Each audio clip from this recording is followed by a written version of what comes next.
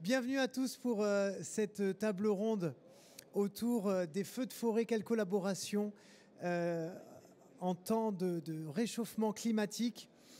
Vous savez que, ou vous ne le savez peut-être pas, mais je vous le dis, en Europe, en 2023, la surface des forêts brûlées est 40% supérieure à la moyenne enregistrée sur la période 2006-2022. Donc en 2023, il y a eu 40% de plus qu'en 2006-2022, une moyenne enregistrée par le système européen d'information sur les incendies de forêt. Et c'est donc pour être de plus en plus près, pour être de plus en plus efficace, que les pompiers comme les collectivités se sont davantage formés à la prévention et à la lutte contre ces drames écologiques et environnementaux. Il y a eu la mise en place de comités communaux aussi dans le sud de la France dont on va parler, qui sont des soutiens opérationnels des SDIS et qui ont également permis de renforcer ce dialogue et cette coordination entre les différents acteurs sur ces questions-là. Mais comment aller encore plus loin? Comment travailler ensemble plus efficacement et avec quel type de process et de matériel? Eh bien, on va en parler avec nos invités. Le commandant Frédéric Haraud, chargé de mission auprès de la mission des relations européennes et internationales de la DGS-CGC. Merci beaucoup d'être là. Didier Pourret, médecin conseiller à la DGS-CGC, ancien médecin-chef du SDIS de l'Ain. Merci à vous également. Le colonel hors classe Philippe Sansa, directeur départemental du SDIS de l'Allier. Merci à vous. Le commandant François Rétoré, commandant des opérations de secours du SDIS de la Corrèze et membre des pompiers de l'urgence internationale. Merci beaucoup. Et Jérôme Lemoine, adjoint du chef de service sécurité civile de la ville d'Antibes. Et c'est d'autant plus un plaisir que je suis né à Antibes personnellement et que donc ça fait toujours plaisir d'avoir des représentants de sa ville. On les applaudit le temps que je rejoigne mon siège et on commence tout de suite.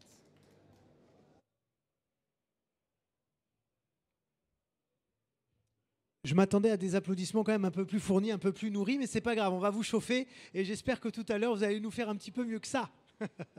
Chers amis, merci d'être là avec nous. On va peut-être commencer par un petit point de situation. Pourquoi? Parce que on peut avoir l'impression de l'extérieur que chaque année on se fait bananer. Qu'on soit clair, on sait que vous êtes sur ces questions-là extrêmement en avance, que vous êtes prêts, que vous intervenez, et heureusement que vous intervenez, puisque encore l'été dernier, il y a eu beaucoup plus d'hectares de sauvés que d'hectares de brûlés. Grâce aux interventions, il y a eu beaucoup de départs de feu en 2023, mais beaucoup aussi d'interventions qui ont permis à ce que ça soit éteint rapidement. Néanmoins, on se dit, mince, chaque année, on sait qu'il y a des feux de forêt dans certaines régions, je pense notamment aux Landes et autres, pas en Hollande, aux Landes. Et pourtant, on se dit, mais c'est dingue qu'on ne puisse pas les juguler avant. Et donc ça, c'est une question qui peut étreindre aussi le grand public. Et c'est pour ça que je vous la pose très bêtement, très naïvement. Mais pourquoi aujourd'hui on peut avoir cette impression qu'on se fait avoir à chaque fois? Monsieur Haraud, tiens, pour commencer. Sujet vaste, question vaste, on pourrait faire les 2 heures juste sur cette question, je vous remercie. Oui, effectivement, ce qu'il faut d'abord remettre dans le contexte, c'est ce phénomène de feu de forêt. On est face à une catastrophe naturelle, au même titre que les volcans, que les séismes, etc. Et donc d'abord il y a une survenue qui est malgré tout inéluctable. Et puis on est à quelque chose qui en termes de dimension, nous dépasse très très largement. Et puis on est aussi face à initialement un phénomène presque naturel qui doit avoir lieu dans un certain cycle. Le problème aujourd'hui de ce feu de forêt, c'est qu'il menace nos installations humaines et au-delà même donc la vie humaine. Donc on a à y faire face, plus encore sans doute, et particulièrement en France, que d'autres catastrophes dans d'autres endroits. Attention à l'aspect perception du nombre de feux. Alors on peut parler chiffres, on peut parler hectares brûlés. On a effectivement ce sentiment-là de survenue, mais parce que il y a aussi une médiatisation qui est différente, un abord de ces feux-là qui est différent. Et effectivement, on va avoir sur l'été dernier moins d'hectares brûlés, un certain nombre de départs de feu qui veut tout dire et rien dire en soi. Donc c'est pour ça qu'on pourrait vraiment durer dessus. Du coup, ces feux de forêt, quoi qu'il arrive, ils surviendront. et charge à nous, tous les acteurs finalement, de mettre en face la réponse proportionnée pour préserver nos intérêts humains et au-delà de ça, nos forêts, puisqu'elles font partie de nos intérêts humains. Voilà un peu pour ouvrir le propos, si vous voulez compléter. Justement, Didier pourrait sur cette question de la perception qu'on peut avoir, qu'on se fait justement avoir à chaque fois. Mais, alors, on ne se fait pas avoir à chaque fois. Vous pensez bien que je vous ai posé la question exprès. Puisqu'en fait, on a ce concept en France de l'attaque du feu naissant, et notamment afin de ne pas se faire avoir. Voilà. Après, il arrive la simultanéité des départs de feu. Évidemment, les jours de grand vent, forcément, ça crée plus de facilité de propagation. Et vous le savez, la plupart des départs de feu sont d'origine humaine, à la fois par des incendiaires, mais aussi et beaucoup par, entre guillemets, des accidents, le mégot qui est jeté, le barbecue, etc. Et puis ensuite, ça se complexifie avec, comme tu le disais, l'habitat et les obligations de débroussaillage qui permettraient de limiter les risques et qui ne sont pas forcément respectés. Colonel Sansa, est-ce que, quelles sont vos problématiques par rapport à cela ? Bonjour à tous. Nos problématiques, elles sont multiples. Ça dépend de quoi on parle. Je voudrais juste revenir, si vous me le permettez, sur la première question.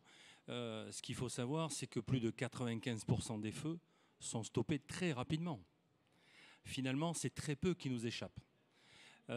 Plusieurs éléments font que certains nous échappent. La simultanéité, on en a parlé, quand on fait face à plusieurs départs de feu en simultané, qui nécessite de mobiliser nos équipes sur différents départs de feu.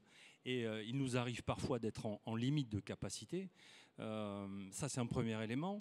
Ensuite, ça a été dit, 90% des feux sont d'origine humaine, donc par malveillance ou par l'activité humaine. Donc les malveillants en particulier ont l'art et la manière de savoir mettre les feux sur des endroits particulièrement inaccessibles. Donc après, c'est toute l'accessibilité sur le massif forestier qui va énormément nous ralentir et diminuer nos capacités à intervenir rapidement. Et puis ensuite, il y a la configuration même du terrain. Si vous êtes sur une zone très plane, très facile d'accès, ou si vous êtes en milieu montagneux, avec des conditions très escarpées, vous allez forcément avoir beaucoup plus de difficultés à engager les moyens. Donc, mais il faut garder à l'esprit que plus de 95% des feux sont stoppés très très vite. Donc voilà, il y a une question de médiatisation, il y a une question aussi des enjeux.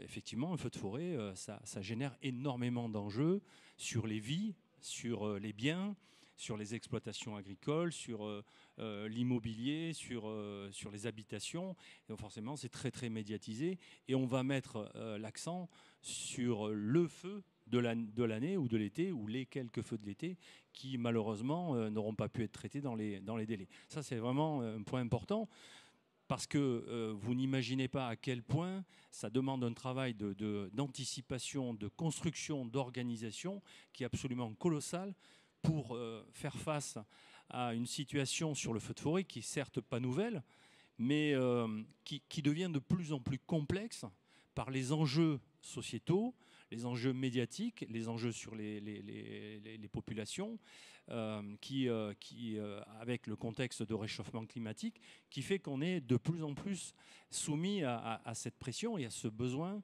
d'avoir une réponse structurée. Puis surtout, vous ne pouvez pas anticiper la bêtise humaine, et c'est d'autant plus compliqué, effectivement, de pouvoir anticiper ça.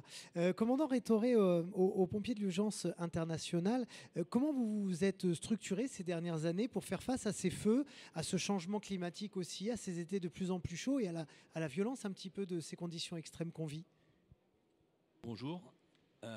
Donc, au sein de PUI, Pompiers de l'urgence internationale, nous sommes une ONG d'environ 300 personnes, 95% de pompiers, le reste c'est des personnes médicaux ou paramédicaux. Actuellement, sur les enjeux à venir, nous travaillons sur différents projets européens, dont tout à l'heure, Iliana vous fera un petit exposé. Nous avons créé mis en place, entre guillemets, une cellule d'accompagnement pour les pays étrangers qui font appel à nous pour de la sensibilisation sur le risque feu de forêt. C'est pour ça qu'on a envoyé une équipe au Pérou qui est intervenue sur un feu qui a fait à peu près 800 hectares sur le Machu Picchu. Nous avons déjà été projetés 3 fois en Grèce sur des feux, sur l'île de Bé, Andros, ou cet été sur les gros feux grecs.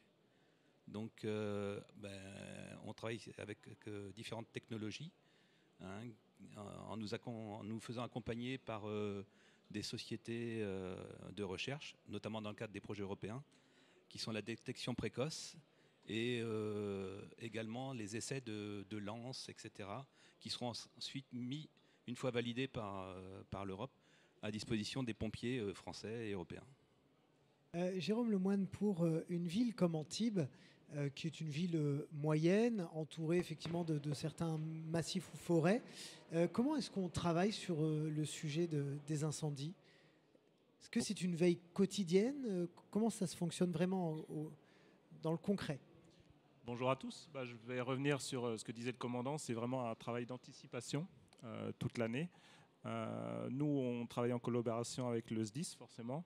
On a une particularité aussi dans le 06 et dans le sud de la France, c'est d'avoir des opérateurs comme Force 06 qui font un gros travail sur les OLD, les obligations de débroussaillement. Et c'est vraiment de l'anticipation. On n'attend pas la saison, on n'attend pas la mi-juin pour attaquer les feux de forêt, en fait. Voilà. Okay.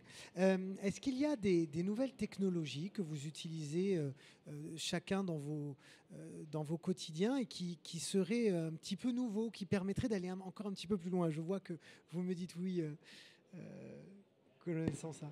Oui, bien sûr. On est tous les ans, je dirais en permanence, à la recherche d'outils, hein, tout simplement, d'outils qui nous permettront d'être plus performants. Aujourd'hui, on développe des outils d'analyse qui sont croisés entre les éléments d'analyse météo, qui sont de plus en plus précis, avec des outils informatiques qui nous permettent aussi de modéliser la propagation des incendies de forêt.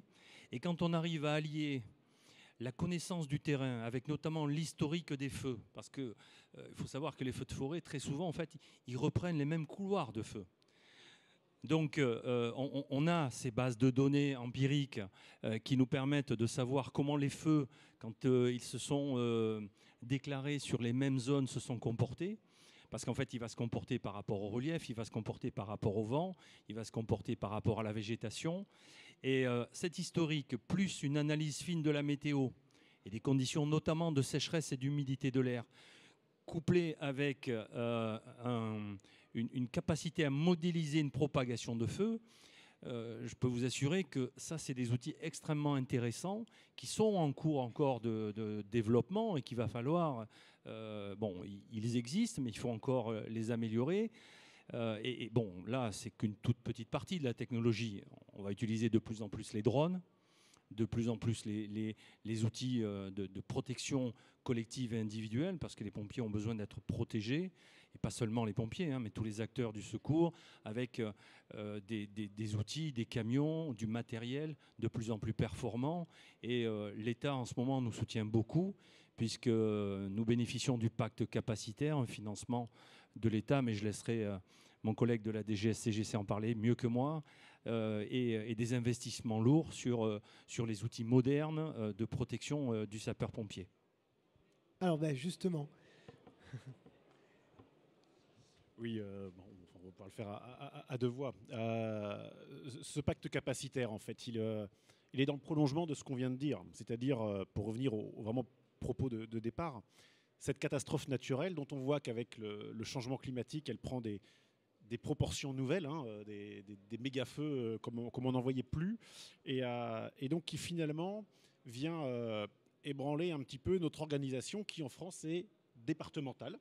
Clairement, notre organisation de distribution des secours est départementale avec un système éprouvé, qui fonctionne très bien parce qu'on a vraiment ce lien entre le terrain, le local, une connaissance du terrain par les intervenants, et puis malgré tout une mutualisation de plusieurs communes à ce niveau départemental qui permet d'avoir un échelon très très efficace en termes de coordination opérationnelle et de coordination des moyens. Et puis derrière cet échelon départemental, il y a l'appui national, avec des échelons intermédiaires, la zone de défense, là je ne rentre pas dans le détail. Et donc voilà, c'est notre fonctionnement à nous. Or, on voit avec ces feux de forêt, on l'a vu à Landiras, et c'est arrivé quelquefois dans le sud-est, des feux qui vont dépasser cette emprise départementale et qui donc vont vraiment bousculer notre réponse opérationnelle. Et ça a été l'esprit de ce pacte capacitaire à l'initiative du président Macron de dire très bien, on a des schémas départementaux d'analyse des risques. On a au niveau départemental organisé chaque structure pour répondre à ces risques-là. Mais parfois, du feu de forêt, de l'inondation, des risques majeurs de ce type-là vont toucher plusieurs départements, une zone de plusieurs départements limitrophes. Et donc, on va commencer. C'est des choses qui existaient déjà, mais qui étaient un petit peu embryonnaires. Donc, on va aller un petit peu au-delà, à réfléchir à cette analyse des risques supra-départementale, et notamment une réponse opérationnelle supradépartementale. Et ne pas dimensionner finalement le nombre de camions d'intervention feu de forêt de l'Allier au regard des forêts de l'Allier, mais penser aussi qu'un jour l'Allier, elle viendra en renfort du sud-est ou du sud-ouest ou des départements voisins, et donc de dimensionner ces moyens-là en conséquence. Donc ça a été l'esprit de ce pacte capacitaire qui initialement était multirisque. On a un premier pacte capacitaire à 30 millions d'euros qui s'adressait à l'ensemble des risques pour renforcer les moyens de l'ensemble du territoire pour pouvoir aider à cette mutualisation. Et puis, Landiras est passé par là. On a vu ce que un départ de feu parmi les 4800 annuels pouvait provoquer. Et donc de se dire que finalement, il fallait avoir en France de quoi pouvoir s'aider de l'autre bout du pays si nécessaire, et donc vraiment cibler ce feu de forêt, ce risque feu de forêt dont on a vu à quel point il était prégnant. Et donc à ces 30 millions d'euros initiaux ont été adossés 150 millions d'euros dédiés au feu de forêt, majoritairement du camion, clairement c'est le premier élément de réponse, et donc de constituer des dizaines de colonnes de renfort feu de forêt partout en France pour deux raisons majeures. La première, avoir cette capacité de réponse du pays et de pouvoir s'aider les uns les autres. Et puis du constat de changement climatique où on voit que les feux ils sont plus concentrés sur les Landes et l'arc méditerranéen, mais qui remontent progressivement vers le nord du pays, et que de fait il fallait préparer aussi le pays à ce changement climatique-là. Et donc voilà. Et donc c'est l'esprit, 150 millions d'euros qui sont un appui de l'État aux services départementaux d'incendie et de secours pour s'équiper. Là non plus, je ne rentre pas dans le détail, mais globalement, c'est un peu plus de 50, c'est 60 pour l'État, 40 pour les SDIS. C'est technique, mais bon, l'idée, voilà, c'est vraiment d'aider les collectivités à renforcer leur capacité de réponse pour, le jour venu, être en mesure de pouvoir jouer la solidarité nationale comme elle se doit. Didier Poré. Et en complément, c'était ce lien avec le réchauffement climatique et les défis technologiques qui sont devant nous, puisque avec le réchauffement climatique, certes plus de feu, mais surtout moins d'eau. Et ça, c'est un sujet. On a vu, par exemple, les Pyrénées-Orientales avoir des difficultés d'accès à l'eau pour les camions citernes. Et donc, il va falloir développer. Alors, on parlait des lances qui peuvent utiliser moins d'eau, mais aussi de créer d'autres réserves hydriques et voire d'utiliser l'eau de mer dans les camions, ce qui oblige à des évolutions technologiques absolument essentiel à venir. Gardez le micro puisque je voulais vous interroger également sur le soutien médical opérationnel dans ce petit point de situation qu'on est en train de se faire. On sait qu'il a beaucoup évolué ces dernières années. Est-ce que vous en êtes satisfait aujourd'hui ? Alors, en effet, il a beaucoup évolué. Tous les services d'incendie et de secours ont maintenant un soutien santé en intervention. avec la prise en compte notamment des hyperthermies des pompiers engagés ou des différents personnels engagés, mais aussi leurs soins courants leur permettant d'être opérationnels plutôt que d'avoir à quitter le terrain pour des soins simples. Mais aussi de les prendre en charge très rapidement en cas de blessure grave. Voilà. Donc les services d'incendie et de secours se sont dotés des moyens de le faire. Il faut maintenant assurer un peu plus de coordination entre ces moyens dès lors qu'il y a ces renforts nationaux ou interdépartementaux pour qu'on optimise la mise en place de ce soutien santé en intervention qui est absolument essentiel.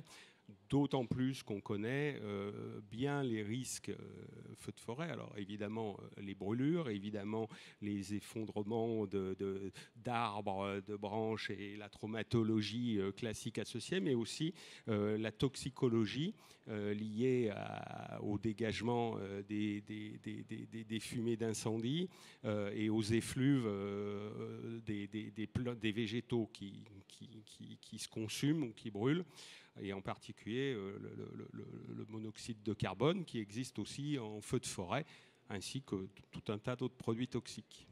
Colonel Sansas, sur ce soutien médical opérationnel, qu'est-ce que vous observez de votre côté ? Je corrobore tout à fait de ce que vient de dire le médecin, le docteur à l'instant, mais je voudrais rajouter une dimension que très souvent, finalement, non pas qu'on l'occulte, mais qui prend, j'ai ce sentiment de plus en plus d'importance, qui est que face à ces feux de grande ampleur, dans ce contexte où on pousse les hommes et les femmes à aller au bout de leur force, au bout de leur engagement, au bout de leur courage, il faut aussi apporter un soutien psychologique et préparer nos pompiers à cette dimension psychologique et physique qui est extrêmement intense, et travailler ce que j'appelle la robustesse de nos équipes pour pouvoir faire face, tenir dans la durée, parce que ça c'est un facteur très nouveau. Les saisons feux de forêt sont de plus en plus longues, elles démarrent tôt, elles finissent tard. On a des feux qui vont nous mobiliser plusieurs jours. Et la dimension de robustesse de nos équipes n'est absolument pas sous-estimée.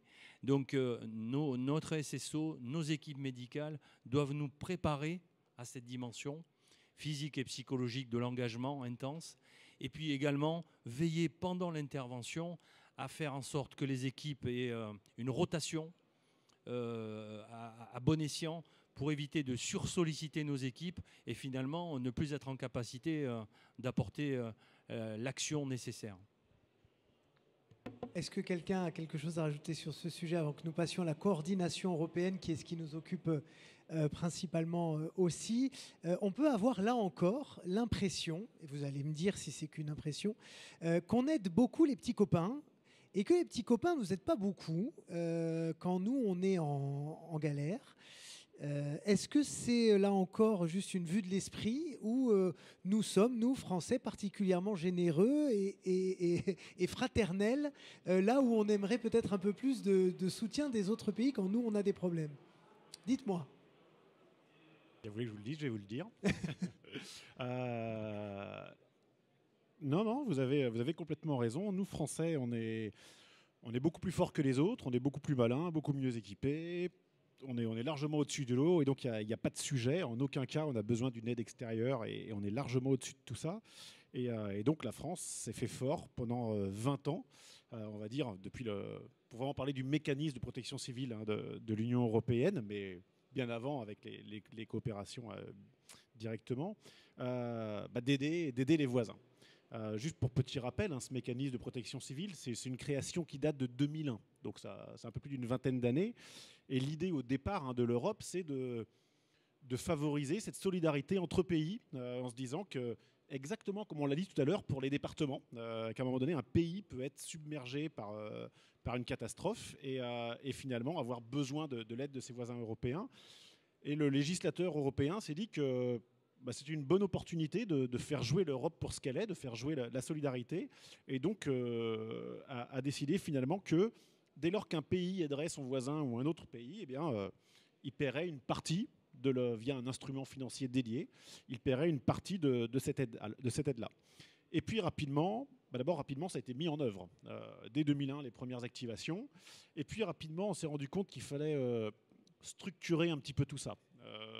On avait des moyens qui partaient un peu dans tous les sens, qui étaient très différents les uns des autres, avec des difficultés à travailler ensemble. Et donc, on va créer, le législateur européen, pendant les premières 10 années, les 10 premières années des années 2000, va créer la notion de module, donc c'est-à-dire identifier des modules feux de forêt. Alors, ce que nous, en France, on appellerait un groupe ou une colonne, et bien de dire, voilà, en Roumanie, le module correspondant, il a aussi à peu près 4 camions et un véhicule de commandement, et ainsi de suite. Donc, créer ces modules-là, former les gens avec un programme de formation dédié, et puis une fois les modules créés, les gens formés, une plateforme d'exercice pour entraîner tout ce monde-là.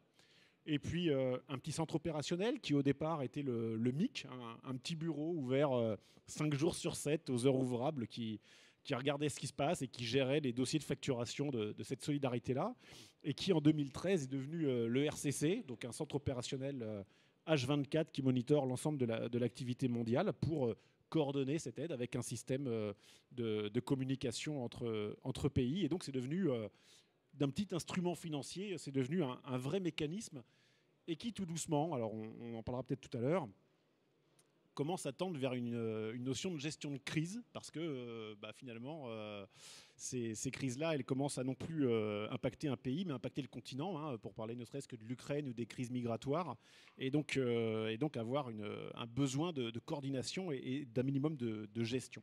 Donc l'esprit du mécanisme européen, il est celui-là. La France, là-dedans, pendant 20 ans, comme je disais, on est beaucoup plus fort et beaucoup mieux équipé avec notre très belle organisation départementale appuyée par le niveau national.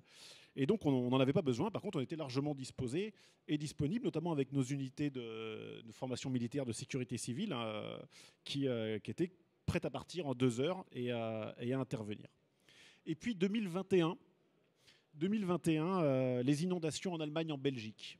Et là, on a vu 2 autres pays, un peu comme nous, un peu plus malins que les autres, un peu plus forts que les autres, l'Allemagne et la Belgique. Alors, prendre une catastrophe naturelle, une autre, et puis avoir aussi un petit peu leur système complètement secoué, mis à mal, clairement, et avec 2 réactions différentes. La Belgique qui va faire appel au mécanisme, et qui aujourd'hui, avec le recul, se dit qu'ils ont fait appel un petit peu tard. Et puis l'Allemagne qui ne va pas faire appel au mécanisme, par fierté, comme nous on l'avait fait jusque-là, et qui aujourd'hui le regrette amèrement. L'Allemagne est en pleine réflexion sur la restructuration de son organisation, parce qu'ils ont vu la limite de leur système, qui, pour rappel, est un système communal ou intercommunal, donc comme nous il y a plus de 30 ans. Et donc voilà. Et donc 2021, nous on voit ça en spectateur, alors même en acteur, puisqu'on est allé en Belgique pour les aider. Et là, on s'est dit, tiens, ça arrive à des gens comme nous, et on est peut-être les prochains sur la liste. Là, changement climatique oblige, on y revient toujours, mais on est peut-être les prochains sur la liste. Voilà, 1 an, l'Andiras 2022, où on a quelque chose qui nous prend de plein fouet, et avec une décision politique du président de déclencher ce mécanisme et de faire venir l'aide européenne. Aujourd'hui, avec le recul, je ne vais pas rentrer dans le détail opérationnel. Clairement, ces modules qui sont arrivés de Roumanie, de Pologne, d'Autriche nous ont appuyés, ils ont renforcé les personnels. En termes de véhicules, on a vu arriver des véhicules qui étaient assez différents des nôtres, qui étaient des véhicules périurbains et qui étaient un petit peu inadaptés finalement à ce qu'on avait à faire. Mais ça a permis en tout cas de libérer du monde en lisière et sur les côtés pour redéployer ce personnel-là à l'intérieur.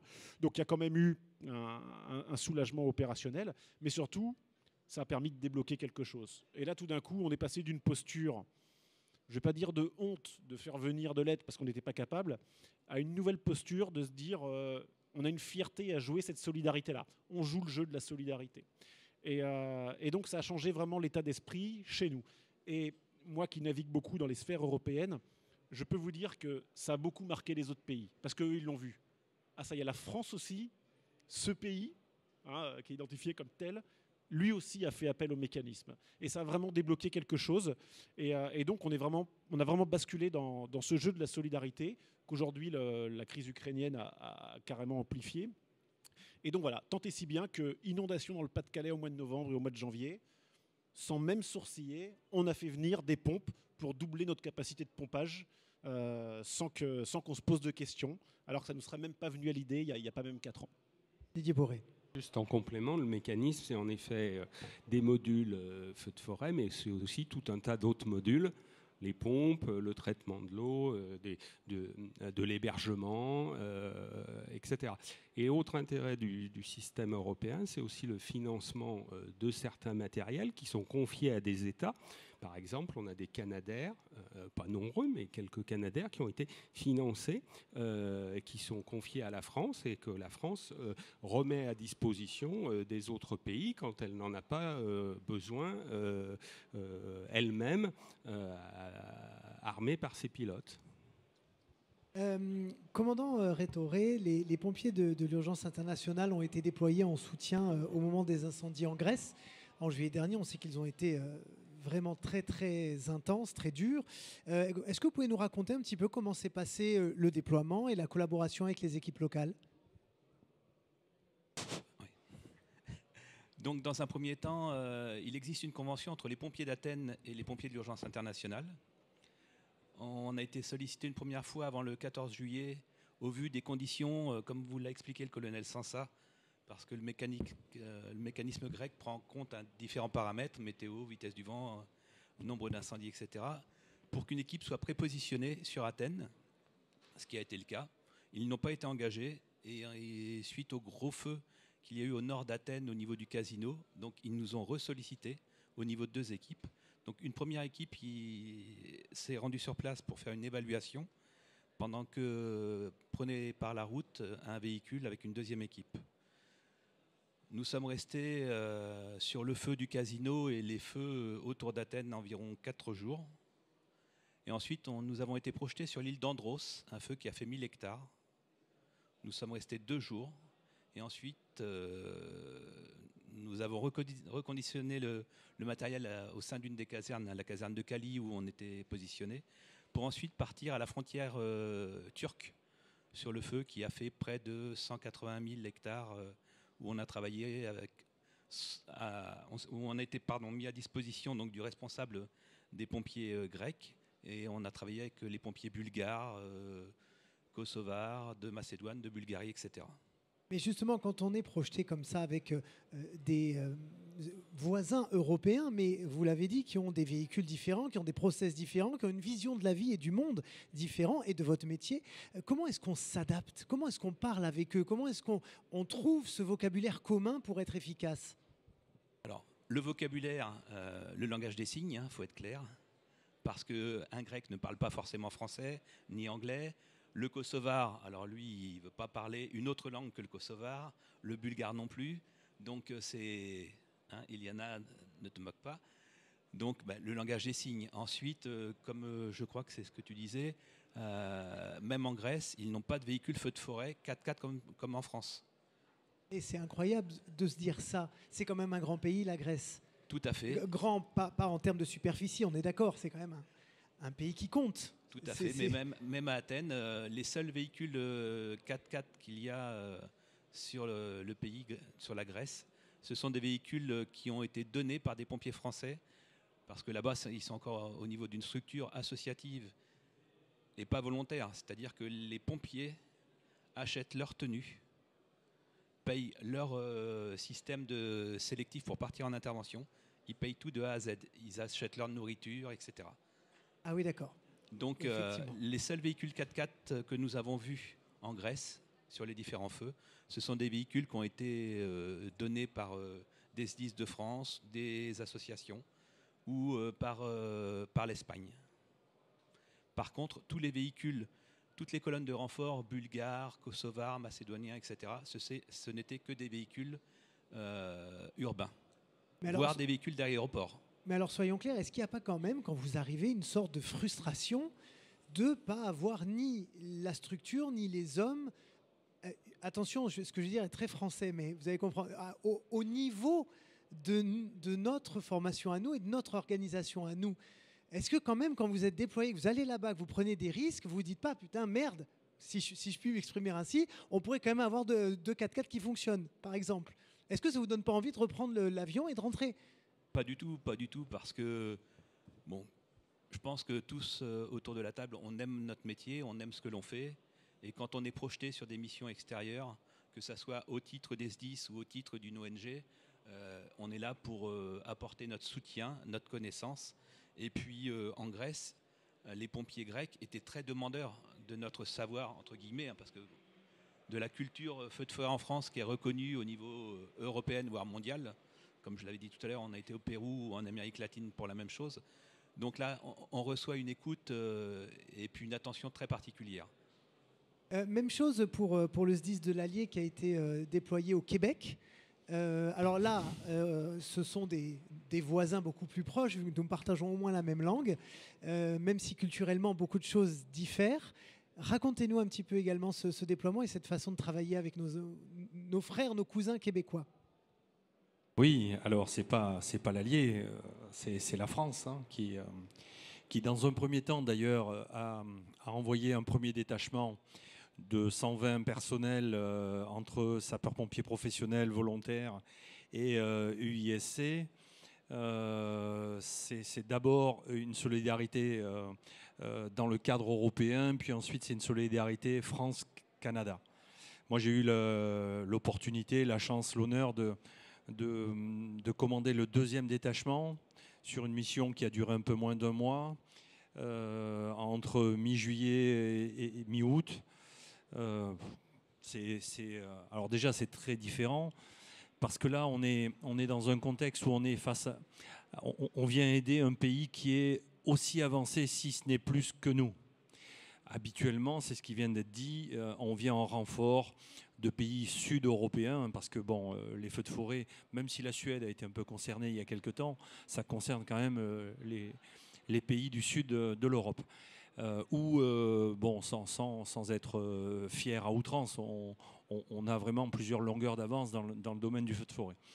Mais là, au Canada et au Québec en particulier, là, on a affaire à des pompiers dont c'est l'exclusivité, le feu de forêt, hein, parce qu'on a aussi cette ultra-polyvalence en France où le pompier fait du secours à personne, du feu urbain, du feu de forêt et également l'engagement sur les catastrophes technologiques ou naturelles. Au Canada, ce n'est pas du tout le cas. Il y a les pompiers des villes et puis il y a les pompiers des forêts. Même si à un moment donné, il y a une interface qui se joue. Donc là, on a affaire à un pays qui est extrêmement bien organisé et qui est très en avance. Donc, ce qu'on a constaté, les 3 détachements français, on est parti 2 mois hein, au Canada, les aider, c'est qu'on a énormément de points communs, même si le contexte opérationnel canadien et québécois est radicalement différent du contexte français. Nous, on a un village tous les 10 km. Là-bas, ils ont un village tous les 100 km. Donc, tout de suite, l'enjeu sur la population, sur l'habitat n'est pas le même. La forêt n'a absolument rien à voir. Ce qui est flagrant quand on arrive au Canada, et au Québec en particulier, c'est que la forêt, elle est immense. On a eu à traiter le détachement français que je commandais, seul, un feu de 340 000 hectares. Donc, vous voyez, tous les feux de l'année 2022 ont fait 70 000 hectares. Et là, ce n'était qu'un feu moyen dans le contexte. Le Canada a fait face à plus de 1000 départs de feu simultanément. C'est un orage qui s'est propagé d'ouest en est et avec les éclairs a mis le feu par milliers en fait hein, sur la forêt boréale et la partie nord du Canada. En fait, le Canada s'est retrouvé, lié à des conditions de sécheresse exceptionnelles, s'est retrouvé à avoir plus de 1000 départs de feu en simultané. Donc malgré les capacités considérables des moyens canadiens, malgré l'appui des Américains très tôt, ils ont été submergés en fait par l'ampleur de l'événement. Et là, donc, on a été très rapidement engagé. C'est la première fois que la France avait cet engagement auprès du Canada. Et Et c'est une aventure. C'est une aventure humaine et c'est une aventure technique incroyable.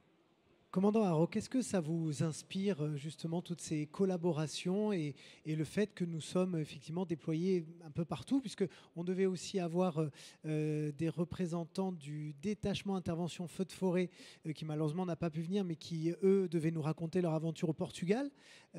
Qu'est-ce que ça vous inspire toutes ces collaborations ?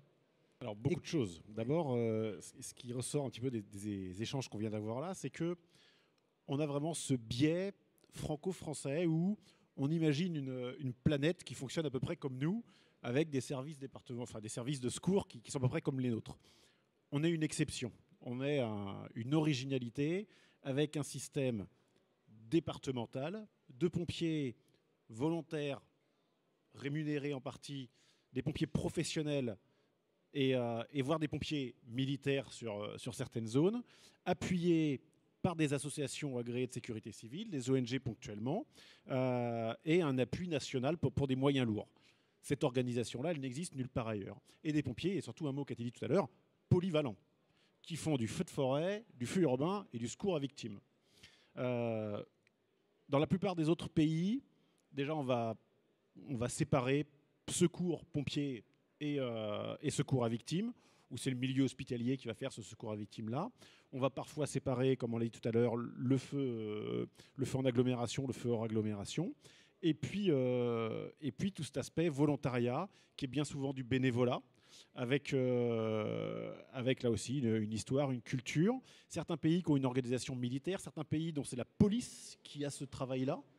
Donc on a vraiment 200 pays, 200 fonctionnements différents, et le nôtre est vraiment très particulier. Donc effectivement, le fait d'aller ailleurs, que ce soit en coopération ou en opération, c'est déjà découvrir un fonctionnement qui est fondamentalement différent du nôtre, et puis une prise en compte qui est différente d'une autre. Parce qu'on disait tout à l'heure, ces pompiers grecs qui sont effectivement bénévoles, qui doivent acheter leur propre matériel et dont la capacité de réponse nous surprend avec notre regard de Français. Ça montre aussi culturellement l'approche que les Grecs ont de cette problématique-là.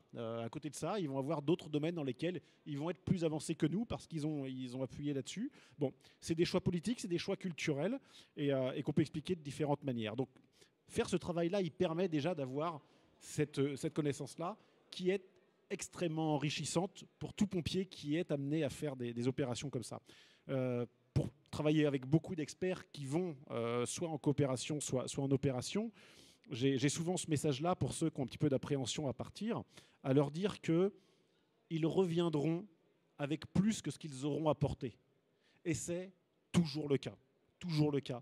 Découvrir des gens qui arrivent à faire aussi bien, si ce n'est mieux, avec moins, faire différemment.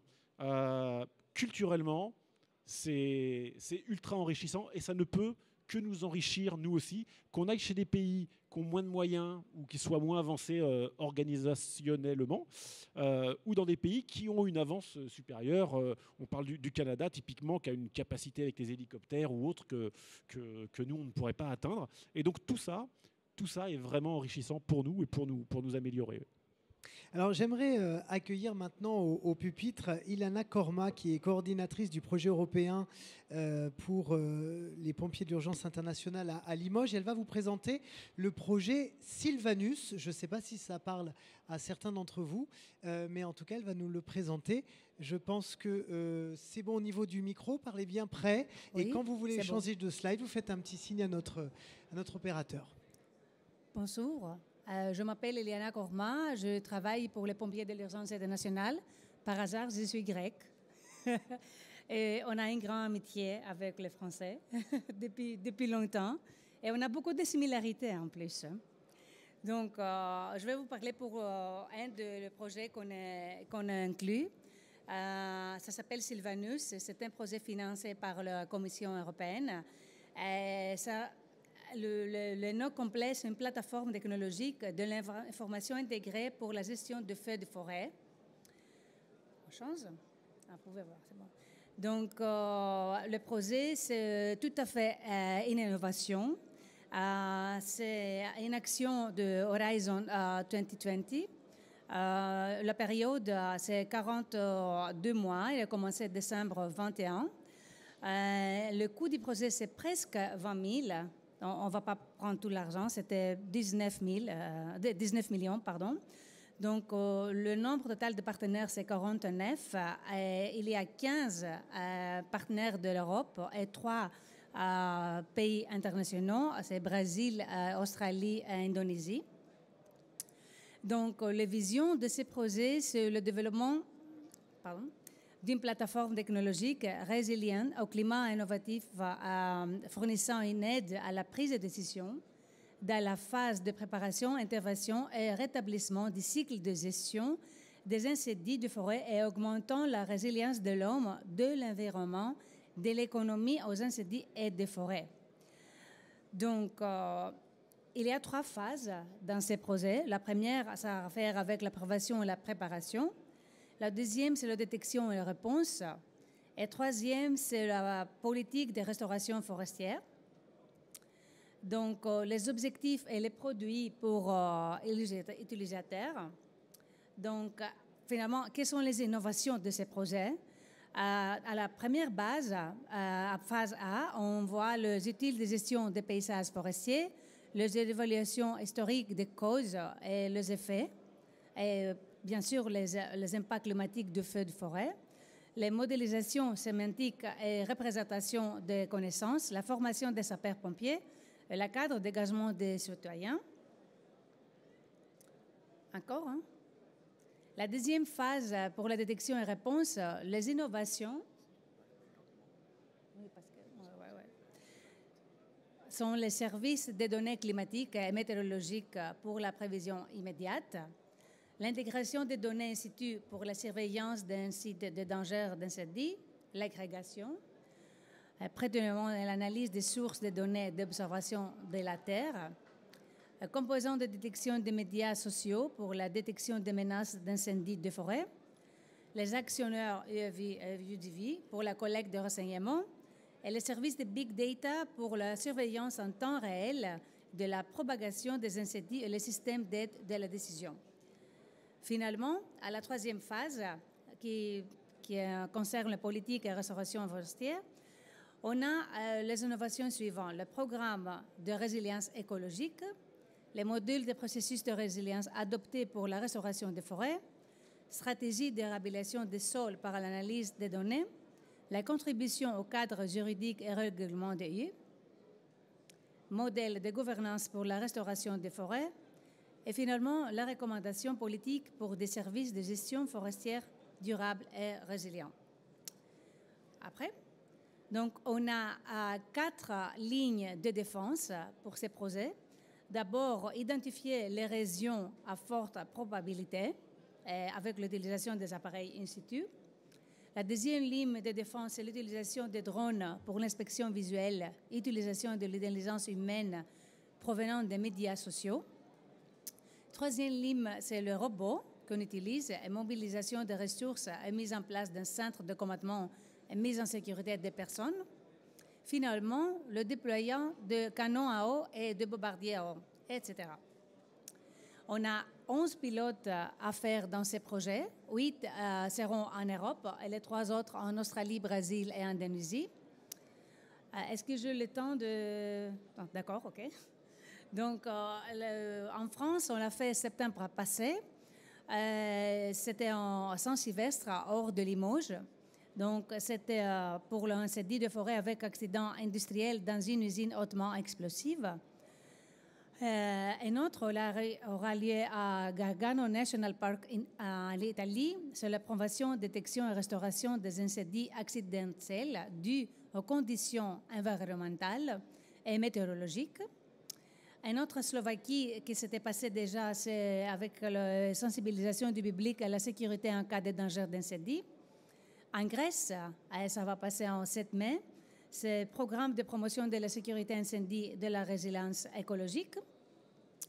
En Roumanie, qui s'est déjà fait, c'était concerné pour le programme d'amélioration de la résilience aux incendies de forêt. Portugal, c'est pour éliminer les incendies essentiels liés à la distribution de l'énergie et protéger les ressources environnementales. En Tchéquie, qui s'était déjà fait, c'est la préparation et formation en cas d'intervention en cas d'incendie de forêt. Et finalement, pour Croatie, on avait la stratégie de prévention des incendies de forêt contre les causes environnementales de la négligence humaine. En Australie, on a déjà fait, et en Indonésie, on a un autre qui aura lieu en mars en Brésil. Bon, vous pouvez voir quelques photos par le pilote qu'on a fait en septembre à Limoges, Saint-Sylvestre. Je ne sais pas si vous voulez dire quelque chose. Vous étiez là? Non? Après? Ok, on continue. C'est tout? C'est tout? Ah ben, d'accord, super. Merci. Parfait, merci beaucoup. Merci. Non, une petite réaction peut-être de nos autres invités face à ce projet. Est-ce que vous le connaissiez? Est-ce que qu'est-ce que vous en pensez là comme ça? Allez-y. Si je peux, merci. Non, très bien, c'est dans l'air du temps et clairement, c'est des axes de développement complètement intéressants. Petite question complémentaire que je n'ai pas vu apparaître dedans, mais j'imagine que ça y est. C'est le sujet ces 2 dernières années, hein. L'intelligence artificielle dont on a vu à quel point elle a révolutionné la météorologie en nous faisant prendre 20 ans d'un seul coup. J'imagine qu'appliqué aussi à toutes ces étapes-là finalement du traitement du feu de forêt, ça doit là aussi faire un bond technologique. Comment vous l'avez-vous intégré dans tout ça? Alors, c'est pas dans le projet Sylvanus, c'est dans un autre projet européen. Qui dit quoi? L'intelligence artificielle. Alors, venez, Ilana, revenez au pupitre et vous pouvez comme ça répondre aux questions. Je ne sais pas si on a la parole. Si, allez-y. Le projet n'est pas encore fini. D'accord, on a beaucoup de temps. Donc, on est presque au milieu. Donc, ça qu'on a testé à Limoges, par exemple, c'était avec les robots. C'était l'application. Quoi d'autre on a testé? Excusez-moi, quoi d'autre on a testé à Limoges, l'application? La détection. Oui, donc encore, on a le temps pour les autres technologies. C'est pour ça que je ne peux pas vous répondre maintenant. Excusez-moi. Merci. Oui, Alors, la attends. caméra, oui. Voilà, s'il y a des paroles à prendre, prenez le micro parce que cette conférence sera mise ensuite en podcast sur YouTube. Et si on n'entend pas les gens qui parlent dans la salle, on ne peut pas suivre facilement. Donc voilà. Allez-y, on vous écoute. Oui, la détection a été réalisée par le biais de caméras avec toutes les technologies plus ou moins qui existent à l'heure actuelle et les différentes surveillances de nos forêts que certains départements utilisent déjà, et des détecteurs visuels et de fumée placés directement sur des arbres ou pour quadriller des secteurs et voir la réaction et les remontées d'informations et le déclenchement. Très concrètement, Monsieur Rétoré, ce projet Sylvanus, il est pour quand? Il va voir le jour quand il va être déployé pour qui? Alors, donc, c'est piloté par l'Europe, bien évidemment. C'est un projet qui court 2020-2025, mais en parallèle, il y a d'autres projets 2022-2027. Et une fois que chaque pilote a rendu et fait valider son projet, ensuite, c'est porté par l'Europe et dispatché au niveau des États membres de l'Europe. Et vous êtes... Oui. Justement, dans les projets, tout à l'heure, colonel et commandant, vous parliez, docteur, vous parliez de la sécurité des sapeurs-pompiers et tout ça. On a un projet qui est en cours aussi et qui travaille sur la sécurité du sapeur-pompier avec des capteurs à l'intérieur des tenues et ainsi de suite, et qui est en cours de validation et de finalisation, que l'on avait mis en opération déjà sur le Hussard en premier, mais qui peut s'adapter. Tous ces projets-là s'adaptent aussi bien sur l'incendie que à partir du moment où on part sur la sécurité. Mais qu'on soit clair sur le projet Sylvanus, par exemple, est-ce qu'on a vraiment une chance de le voir réellement appliqué un jour ou... Ah, tout à fait. C'est une volonté politique de l'Europe. Et même au vu du réchauffement climatique et comme vous avez fait remarquer, les feux ne sont plus que sur l'arc méditerranéen mais remontent. C'est PUI donc, qui a été retenu pour la France. Aucun SDIS n'avait candidaté malheureusement. Et donc là on a une pression en tant que pilote du projet pour que ça sorte le plus rapidement possible. Mais nous, on est bien dans le timing finalisation du projet 2025. Il y a d'autres projets qui se sont terminés en 2023, notamment pour les tenues, les capteurs, etc. Mais en parallèle, il y a d'autres projets européens pour lesquels nous sommes associés, sur l'intelligence artificielle, les drones, les robots, pas les robots chenillés, parce qu'on s'est rendu compte en Croatie et même sur le feu de Landiras que ce n'était pas forcément efficient, on ne pouvait pas aller n'importe où, mais des projets, le système de chiens comme font les Japonais, etc. Tout ça, il y a des études et un certain nombre de projets avancent. Alors Ilana voulait compléter. Oui. Je vais seulement vous dire que ça c'est très important pour les projets, qu'ils sont testés en conditions réelles. Par exemple, nous, on a fait à le centre de formation qu'on a à la Souterraine, le centre Rescue primaire que Rémi a dit, et c'est important d'utiliser par le vrai end users. Donc, on prend le feedback et après, excuse-moi pour l'anglais, et après, on sait comment on peut améliorer le système, les technologies. Et chaque fois, c'est très important pour sauver la vie. Hein? Pour sauver la vie, ouais. Merci beaucoup de nous avoir présenté ce projet, Ilana. On en arrive au milieu de cette conférence. Je voulais déjà voir s'il y avait des questions peut-être dans le public par rapport à ce qu'on s'est dit sur le point de situation, sur la collaboration européenne ou sur ce projet Sylvanus. J'arrive, monsieur. Je vous propose de vous présenter et puis de donner votre question. Oui, merci. Je vous présente très brièvement. Orsem, lieutenant-colonel honoraire génie et ancien commandant d'une base en Algérie pour les sapeurs-pompiers. Une petite question là sur Sylvanus. Je viens de voir un article où la Commission européenne est en train de préparer des textes, si vous voulez, pour gérer les forêts. Je suis un peu inquiet. Alors je voudrais savoir si le CRPF, le CNPF, France Sylva en France travaille et surveille un peu ce qui va nous tomber sur le crâne, parce que je suis aussi forestier. Et donc je suis un peu inquiet, parce que débroussailler, on est pénalisé. On ne débroussaille pas, on est pénalisé. Alors on ne sait pas trop. Ensuite, sur le plan international, je suis allé en Suède et j'ai découvert qu'ils avaient des incendies. Comme c'est un pays très forestier, qu'est-ce qu'ils ont développé? Parce que je pense qu'ils ont dû réagir rapidement. Il manque de pluie, chose assez surprenante. En matière de matériel, je constate qu'il y a des matériels que j'ai utilisés pour des questions de débroussaillage, parce qu'il n'y a pas une forêt, il y a des forêts. Ce que j'appelle la forêt basse hauteur broussailleuse, qui n'est pas encore de grande tige, et les méthodes de lutte ne sont pas les mêmes. Et je ne vois pas notamment, alors je ne sais pas, peut-être au Canada, la non-utilisation d'abatteuses pour arriver à faire des couloirs avec des engins qui peuvent enfouir même les souches. Je les ai utilisés, donc j'ai vu les résultats. Et il faut des abatteuses un peu spécialisées. Les abatteuses en France ne seraient pas utilisables, elles sont à chaîne. Alors que les abatteuses aux États-Unis, elles sont à disque, elles sont beaucoup plus puissantes. Alors, je pense qu'il y a des matériels qui manquent. Et pour les forêts de broussailles, je remarque que les pompiers n'ont pas de pulvérisateur avec 25 litres sur le dos, car bien souvent pour des feux de forêt, vous n'avez pas besoin d'envoyer tout de suite des camions. Il en faut, ça je dis. Et alors, il y a une méthode que j'essaye de développer, mais j'ai plus tellement, où j'ai associé en Algérie l'eau et le sable.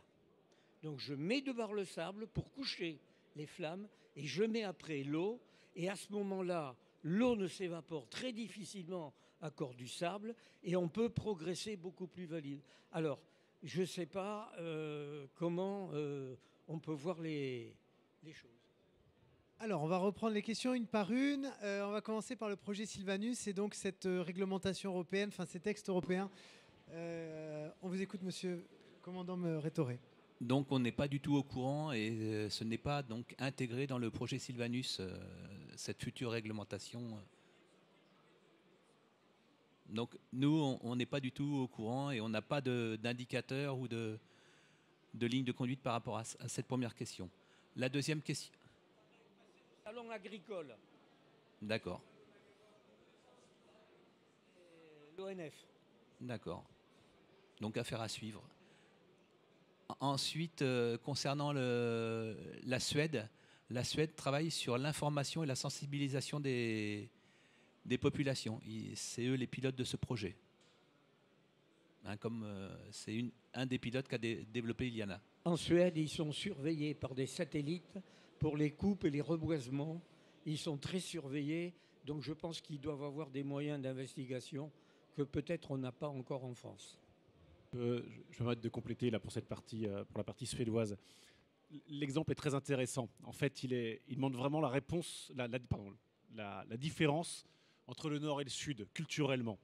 Le Nord, où il y a vraiment cette culture de la prévention qui est innée, qui est intégrée, et qui l'est moins chez nous nativement sur le sud de l'Europe.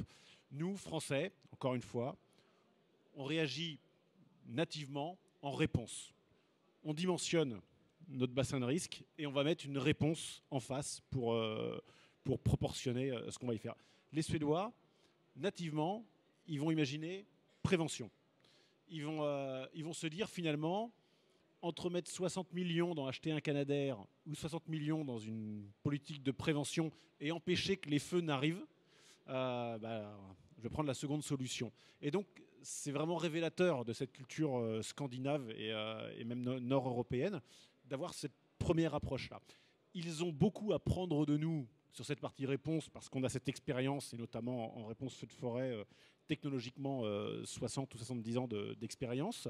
Nous, on a clairement à prendre chez eux en termes de sensibilisation des populations.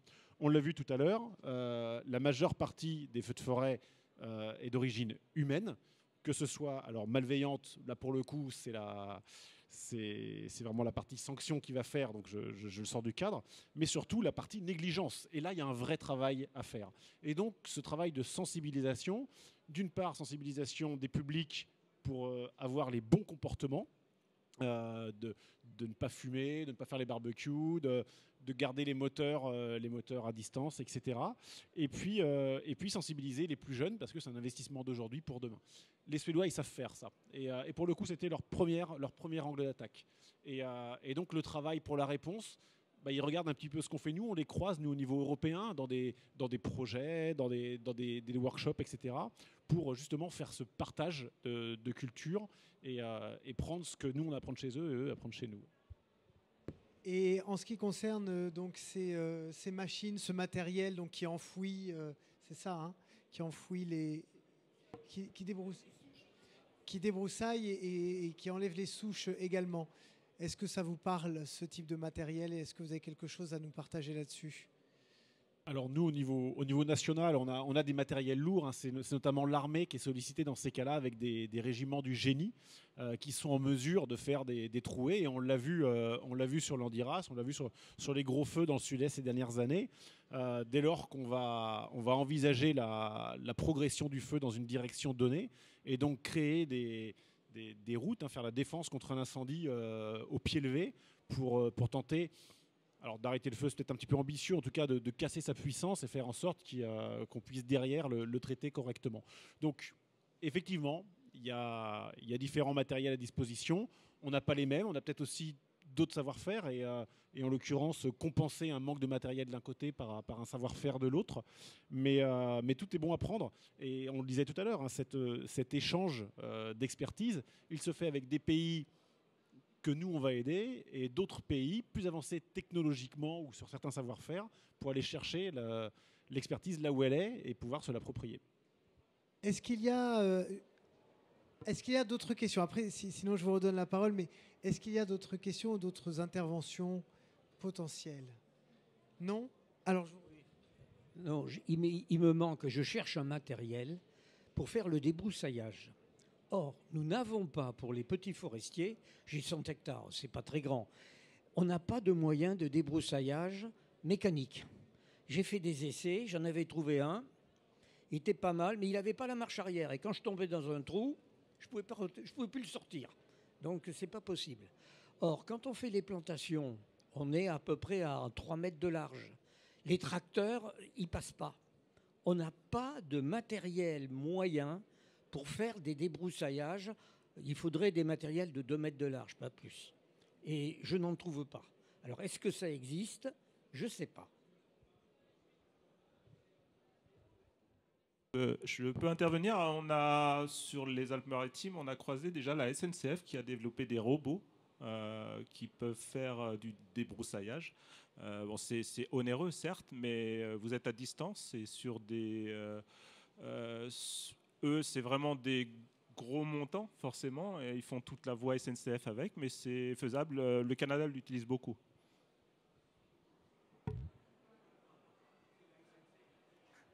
Alors, est-ce qu'il y a d'autres questions avant qu'on continue, notamment sur la question des comités communaux? Non. Eh bien, alors on va continuer, effectivement, puisqu'on parle de collaboration à l'ère du réchauffement climatique. Et il y en a une, figurez-vous, et on peut être fier de notre sud de la France, puisque les comités communaux sont principalement aujourd'hui déployés dans le sud. Jérôme Lemoine, vous occupez aussi, en tout cas vous connaissez bien les comités communaux. Est-ce qu'on peut déjà rappeler ce que c'est, tout bêtement, et comment ça fonctionne? Oui, donc je vais intervenir à la fois sur la réserve communale et les comités communaux feux de forêt. Donc les RCSC, vous en avez un peu partout en France. Ça a été créé suite à la loi de modernisation de 2004 du Premier ministre Sarkozy, il me semble, de mémoire. Donc le principe, c'est, en fait, on s'est rendu compte, par exemple, pour nous à Antibes, en 2015, on a eu les inondations, on a eu énormément de personnes qui sont venues aider. Et là, l'avantage d'avoir déjà créé une réserve communale, c'est d'avoir planifié. Ce sont des bénévoles qui sont déjà enregistrés, qui ont signé un arrêté au niveau du maire. Ce n'est pas une association, en fait, donc ils viennent aider la commune, à la fois sur de l'hébergement, sur de la logistique. Et ensuite, donc, dans cette réserve communale, on peut créer des comités communaux feux de forêt. Pour donner des chiffres, si je suis dans le Var, ça représente environ 4000 bénévoles sur tout le département. Les Bouches-du-Rhône, on doit être à 3000, 3500 personnels qui suivent les massifs, qui font de la prévention. On a parlé de prévention il y a quelques minutes avec le commandant. Et c'est vraiment un atout en plus. C'est une coopération avec les services d'incendie de secours. Bien sûr, ils ne vont pas prendre le rôle de... Ils interviennent uniquement sur des feux naissants. Voilà. Et comment se passe la collaboration alors dans ces comités communaux, avec les SDIS notamment? Comment est-ce que vous parlez avec eux, vous interagissez avec eux et avec tous les bénévoles aussi? Alors pour Antibes, je vais vous répondre parce que c'est intéressant. Nous, à la base, on avait créé en 2021 une réserve communale. Et c'est les pompiers qui nous ont sollicité pour créer un comité feu de forêt. L'ancien commandant était déjà à Grasse, il avait déjà créé un CCFF. Et donc il est venu vers nous et il a demandé à créer un comité parce que c'est nécessaire, c'est un échange. Ça permet tout l'été, pendant la saison, parce que la population, elle grandit. On passe de 75 000 habitants à 150, 200 000 habitants. Donc les beau côté du tourisme, c'est les gens qui se comportent bien, mais c'est aussi les moins bons comportements. Cigarettes, barbecue, soirées dans le parc. Et donc la prévention, c'est un outil essentiel pour toute la saison estivale. Et quels sont du coup les principaux rôles des comités communaux dans la préparation et la réponse aux incendies de forêt? C'est essentiellement de l'information, du soutien aux populations et de l'appui aux différents services d'incendie de secours en fait. Qu'est-ce que vous en pensez de ces comités communaux qui sont donc pour l'instant, on l'a dit, déployés dans le sud de la France? J'ai envie de dire c'est bête, puisque ça fonctionne. Pourquoi ça n'est pas déjà mis en place partout? Alors, d'abord, la première impression de ce qu'on en pense, j'ai envie de dire, c'est le sens de l'histoire. Ça fait quelques années où on parle depuis une dizaine d'années très clairement, politiquement, de l'implication du citoyen, comme premier acteur de la sécurité de l'ensemble. Et donc, c'est une opportunité finalement, sans aller jusqu'au volontariat, dont on sait à quel point ça peut être contraignant d'un point de vue investissement horaire, familial, etc. Donc, il faut des volontaires, on en a besoin, mais mais pour le tout un chacun, ou passé un certain âge, ça peut devenir quelque chose de beaucoup plus compliqué. Et donc, c'est finalement quelque chose qui est offert à ce public-là de pouvoir contribuer à aider son prochain, son voisin, sa cité, en intervenant et finalement dans tout ce qui est complémentaire. Alors c'est vrai que nous, pompiers, on a un peu ce prisme-là et à travailler avec notre vision purement réponse, voilà, mais autour de nous, il gravite tous ces autres acteurs. Je les citais tout à l'heure, ONG, associations agréées de sécurité civile, et donc les réserves communales qui vont compléter cette réponse de la société. C'est-à-dire que c'est même plus une réponse de l'administration, c'est ça devient une réponse de la société pour la société et pour préserver les vies, les biens. Didier Bourré. Non, c'était juste pour compléter en disant que les comités communaux sont là où les pompiers ne sont pas, in fine. C'est-à-dire qu'ils sont sur le terrain dès avant le feu à faire de la prévention, on l'a dit, de l'information au public, mais à patrouiller aussi, à faire du repérage de fumerolles, de fumée, de vérification des lieux, du débroussaillage, enfin, etc. Donc toutes des actions essentielles parce qu'ils sont sur le terrain. Voilà. Colonel Sansa, est-ce que on peut se dire demain sur votre territoire, pourquoi pas un comité communal, vu que les pompiers ont sollicité la ville d'Antibes? Alors, un comité feu de forêt dans l'Allier, très certainement, dans les années qui viennent. Jusque-là, pourquoi il n'y en avait pas? Tout simplement parce qu'il n'y en avait pas besoin. Les réserves communales sont une autre réponse que les comités feux de forêt. Les comités feux de forêt sont vraiment engagés dans le domaine du feu de forêt, de la prévention, de la sensibilisation de la population et bien sûr de la détection au travers des patrouilles qui sont faites. Et jusque-là, dans les départements comme le mien, il n'y avait pas un besoin prégnant. Et mobiliser des équipes là où il n'y a pas un besoin, c'est pas tenable. Par contre, les réserves communales, oui, il y a un véritable enjeu. Je pense qu'il faut encore mieux communiquer pour interpeller nos concitoyens et les inciter à venir. C'est essentiel parce qu'à un moment donné, les équipes de pompiers, les SDIS et la réponse opérationnelle nationale aura vraiment besoin de la collaboration de tous les acteurs et nécessitera vraiment qu'on soit organisé parce que c'est bien d'avoir toutes ces ressources, mais il y a un véritable enjeu de coordination, notamment avec les communes, pour faire en sorte que, en cas de besoin, tout le monde puisse interagir de manière efficace et unifiée pour qu'on soit le plus pertinent possible. Mais justement, est-ce que sur votre territoire, vous avez peut-être des initiatives innovantes de dialogue, de coopération que vous voudriez partager avec nous et qu'on pourrait mettre en place ailleurs ? Oui, on communique beaucoup, le SDIS, les SDIS en général, on communique beaucoup, on est en lien direct en permanence avec les collectivités, que ce soit le département bien sûr, qui est un de nos principaux financeurs, mais également les communes qui nous financent également. Et sur toutes les questions de prévention, de sensibilité au risque, et pas uniquement du feu de forêt, on est en permanence en lien avec les maires, avec les élus, avec les différents fonctionnaires des collectivités pour essayer de trouver ces collaborations avec les associations agréées de sécurité civile, les ONG. Et on n'est qu'au début, on n'est qu'au début de ce travail de prise de conscience aussi.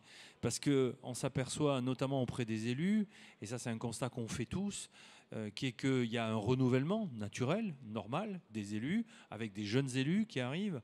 Et parfois on a le sentiment qu'il faut repartir un peu de zéro. Repartir à zéro et passer la charrue pour refaire le sillon en permanence. Et on le fait.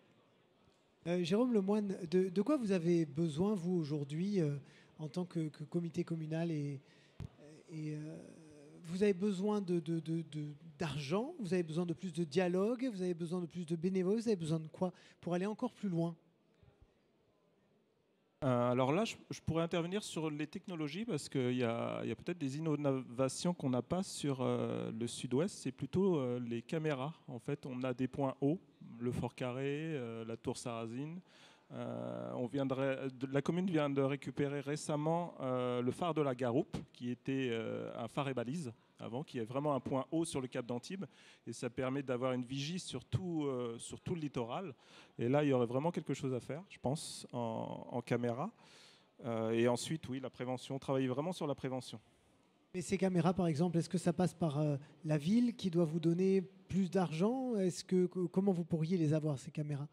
Non, c'est un échange à la fois avec le SDIS, avec le département qui finance le SDIS, forcément. Peut-être avec la DGSCGC, on ne sait jamais. Même pour revenir sur... alors j'étais sur la prévention, mais je peux balayer un autre volet aussi, parce que j'en profite, le commandant est présent. L'outil FR Alert, on n'en a pas parlé à l'instant, mais c'est vraiment un outil qui a de l'avenir. Là, on a fait un exercice en janvier sur tout l'arc méditerranéen. Donc je ne sais pas si vous connaissez le principe. C'est à l'origine, je crois que c'était déjà développé au Japon. Le principe, c'est d'appeler et d'envoyer le message à toute la zone proche d'un téléphone portable. Donc vous êtes alerté du risque si vous êtes à 200 mètres du risque. Et là, l'exercice, c'était sur un tsunami. Un tsunami, exactement. Et donc il y avait quand même 8 départements qui étaient concernés. Et alors c'était une phase test, hein. Il y avait le bon côté et le mauvais côté, les gens se sont plaints, etc. Mais il y a eu aussi un très bon côté avec un retour énorme de la population, avec une demande. Donc peut-être que le commandant peut intervenir là-dessus. Mais en tout cas, de notre côté, c'était un bon test. Bon, pour en tout cas tous mes amis anti-bois, ça a été plutôt bien pris. Ça a été plutôt positif, plutôt que des gens qui ont râlé, parce qu'ils ont bien compris effectivement l'intérêt. Alors juste pour continuer, nous on a un serveur d'alerte sur la commune qui est uniquement pour les abonnés, alors que le système FLR Alert, c'est pour tous les abonnés, enfin tous ceux qui ont un téléphone portable, sauf ceux qui l'ont éteint en fait. Alors effectivement, bien pris. Je souligne au passage, et je commence mon propos par ça, par le travail qui a été fait en amont de communication, etc., qui a été vraiment nécessaire. Il y a une méconnaissance, il faut se dire, hein, du public de ce qui est fait dans ces domaines-là et en la matière. Prévenir les populations en cas de danger imminent, ça fait 70 ans qu'on fait ça, hein, depuis la Seconde Guerre mondiale, je pense qu'on peut dire, avec les sirènes d'alerte, voilà, et qui ont été développées depuis. Et puis, un système qui doit vivre avec son temps. Et aujourd'hui, je mets au défi le grand public de connaître la signification exacte des sirènes d'alerte et de leur modulation. Donc, il faut vivre avec son temps et le téléphone portable est passé par là. Donc, au début des années 2000, il y a des premiers travaux qui ont été imaginés, donc via des systèmes SMS et de prévenir des gens dans une zone donnée. Et puis, avec l'arrivée des smartphones en 2006-2007, finalement, on a commencé à moderniser un petit peu le dispositif, et avec une voie qui était celle qui a été prise par l'État dans un premier temps, d'applications et de systèmes dédiés avec des applications. Et puis on s'est rendu compte que la fiabilité n'était pas toujours au rendez-vous, qu'en plus avec une application, on ciblait un public déjà équipé de smartphones, donc on enlevait une certaine partie de la population, et puis un public qui en plus avait installé préalablement l'application en question, donc là pour le coup c'est vraiment restrictif. Et donc voilà, des directives sont arrivées d'au-dessus, d'Europe notamment, qui tentent un petit peu au niveau européen pas d'organiser, mais en tout cas de favoriser les travaux à la matière et de les unifier un minimum. Et est-ce que ce FR Alert va aussi marcher pour les feux de forêt?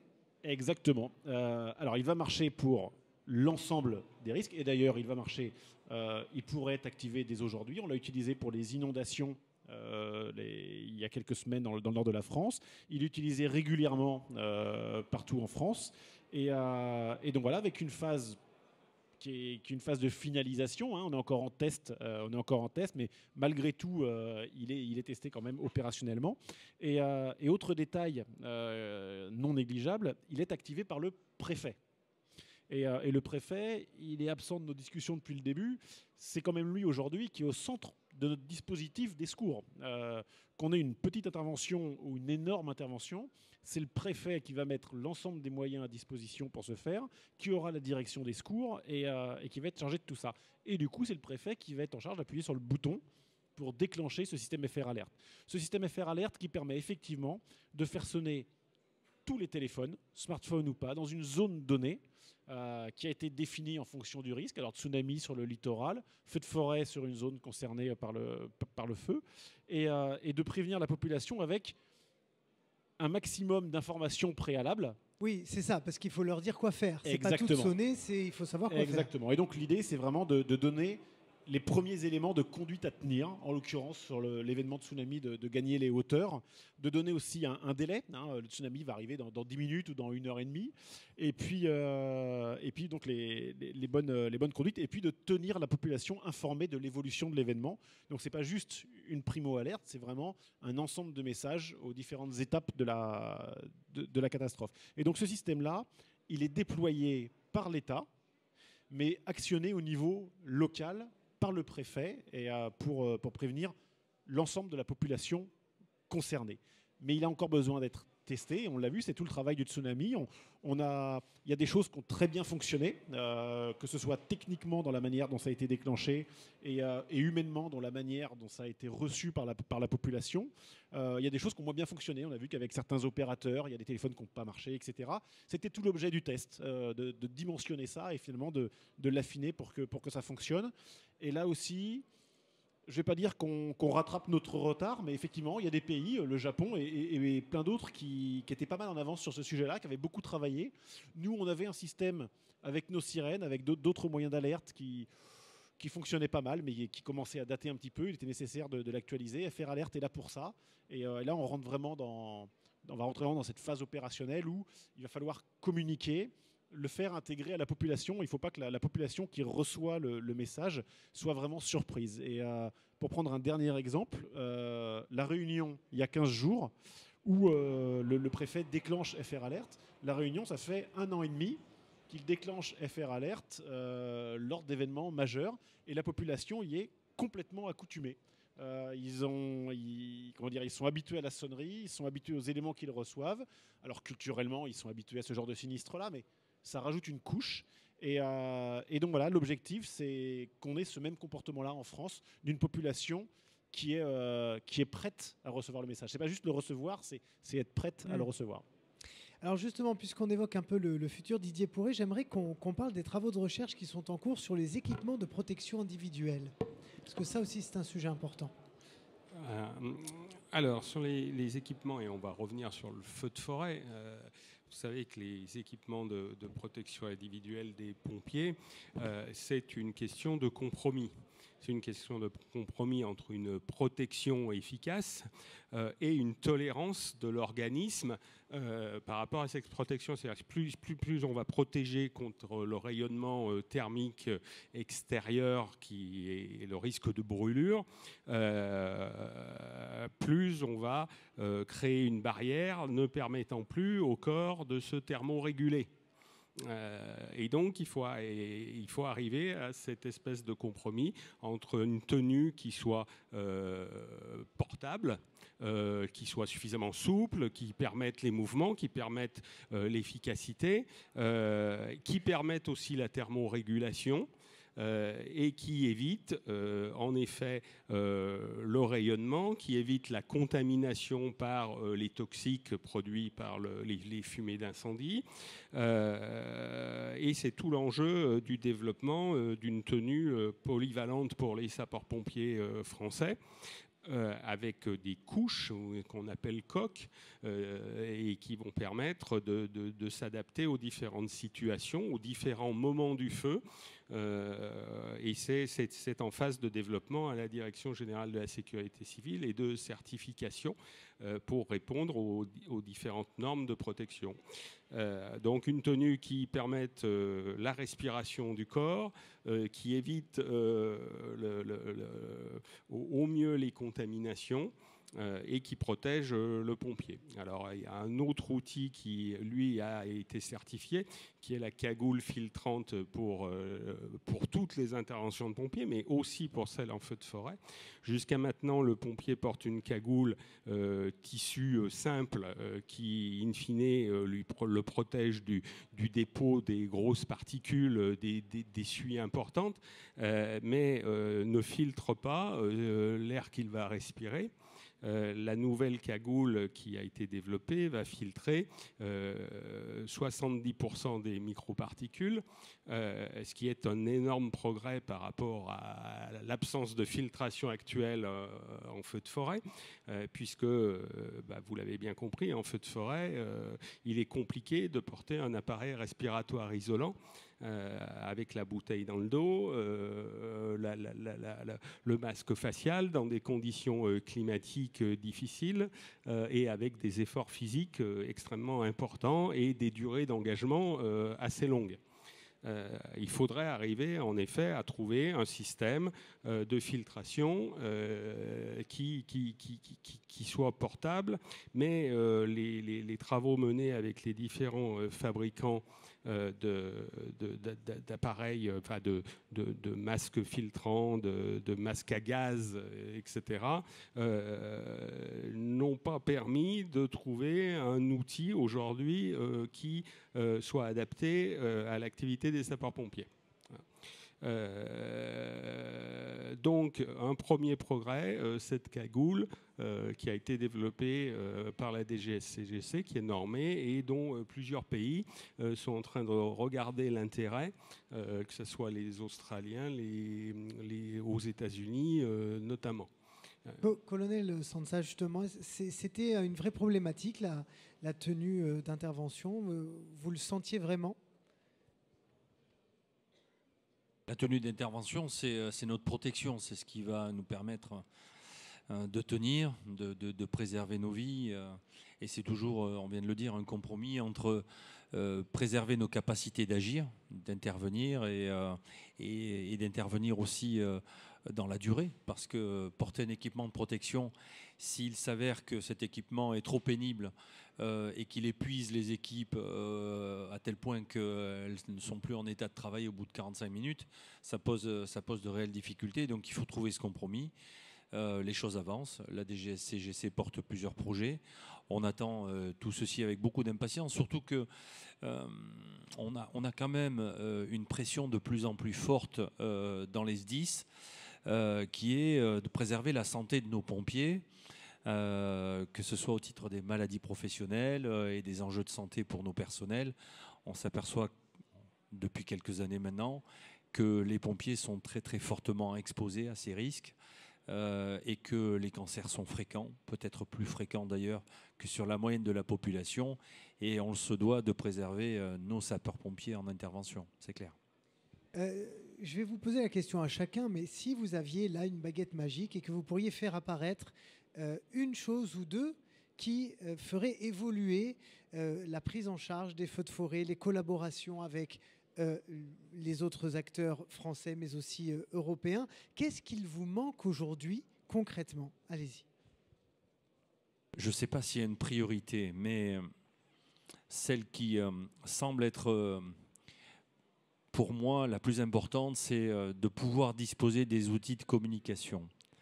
C'est-à-dire qu'on peut mettre en place tous les systèmes d'organisation et très certainement qu'il faudra, au travers des collaborations avec le Canada et les autres pays, développer de la planification qui aura pour objet d'améliorer l'interface entre les équipes, l'interopérabilité des équipes françaises quand elles vont au Canada, peut-être demain d'autres venant en France. Donc là, il y a un travail de conception et d'organisation pour que nos équipements, pour que nos méthodes de travail se rapprochent les unes des autres et puissent s'interopérer entre elles. Mais le nerf de la guerre en opération, quelle que soit l'opération, et en feu de forêt tout particulièrement, c'est les capacités de communication. Il faut bien comprendre que dans ces situations extrêmes, bien souvent, les outils classiques de communication, les réseaux GSM, voilà, tous les dispositifs s'effondrent. On a énormément besoin de communication pour organiser la réponse opérationnelle. Imaginez que sur un feu de forêt, on va de 50, 100, 500 à 2000 hommes.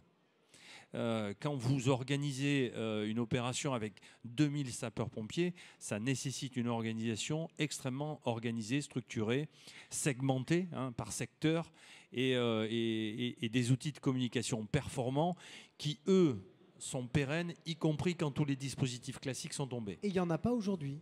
Alors aujourd'hui, on en dispose. On a de plus en plus ces outils-là. L'ACMOS, qui est une agence nationale, développe le réseau radio du futur, qui sera l'outil de demain.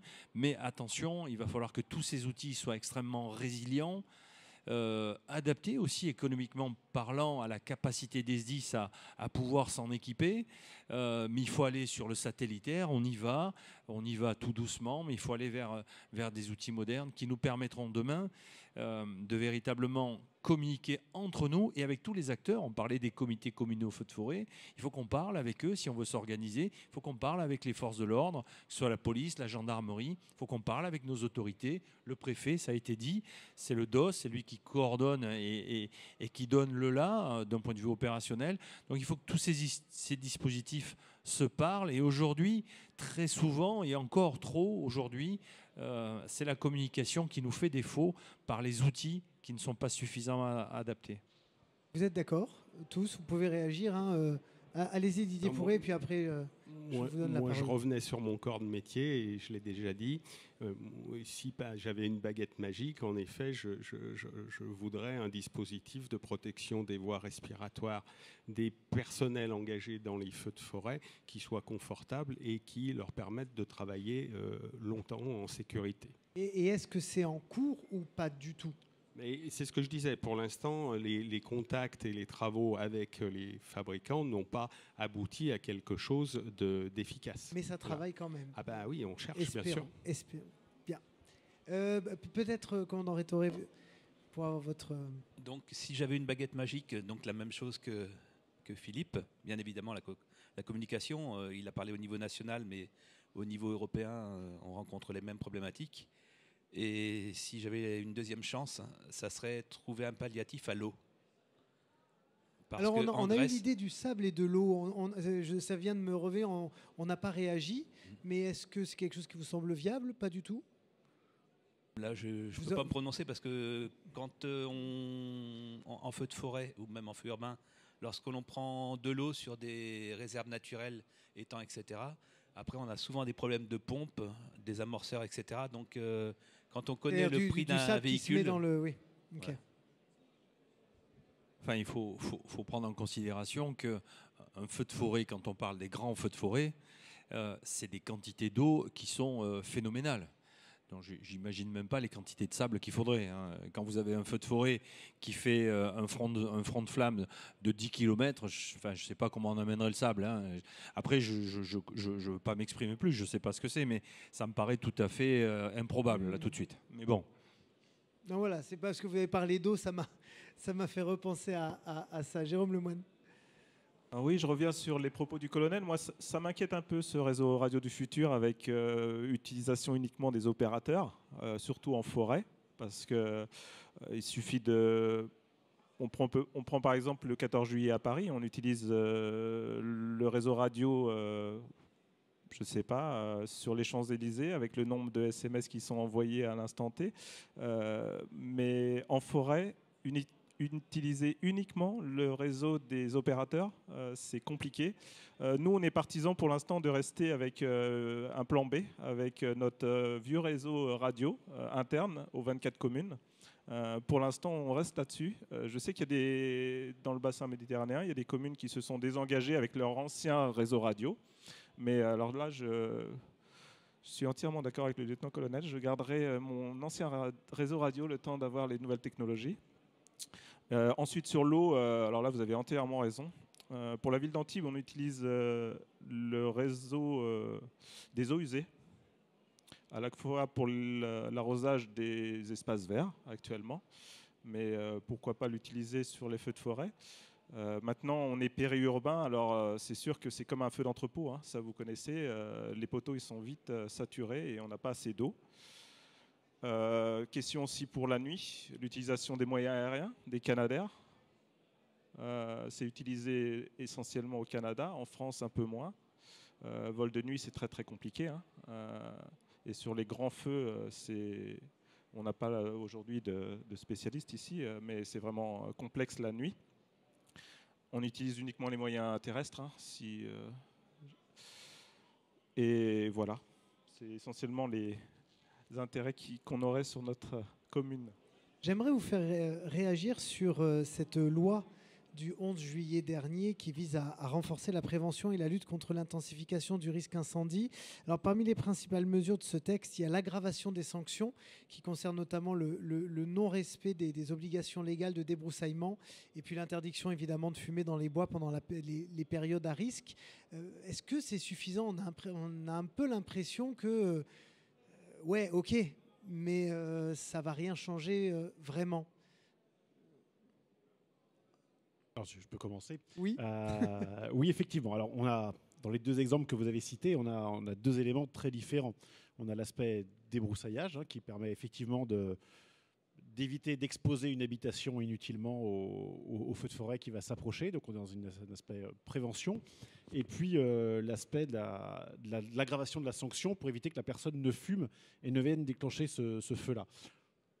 Pour basculer et faire le lien avec la question d'avant, ma baguette magique à moi, alors je peux évidemment que valider tout ce qui a été dit, effectivement, sur le renforcement des moyens de communication et des équipements personnels. J'aurais une approche un peu différente, puisque finalement, on travaille au quotidien, alors à l'ADG, dans les SDIS, etc., au renforcement des moyens de réponse.